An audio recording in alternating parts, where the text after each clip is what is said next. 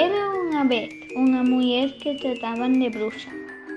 Certo día, as mulleres de Vilarol colleron e foron para a feira en un pobo cercano dali. Cando xa era de noite, as mulleres xuntáronse e tiñan moito medo. Pois non sabían como facer para cruzar o río, porque non se vía o puntillón.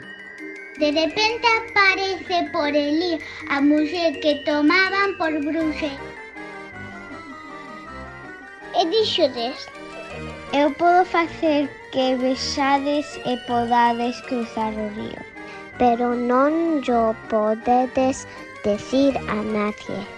Non lo diremos a nadie. Non te preocupes. Calaremos. Bueno, dice Rosa, compadecida das mulleres. Frutou os dedos e saíron en cada dedo unha bombilla eléctrica de cores. As mulleres cruzaron o río. E despois, como a bruxa morreu, contarmo a min.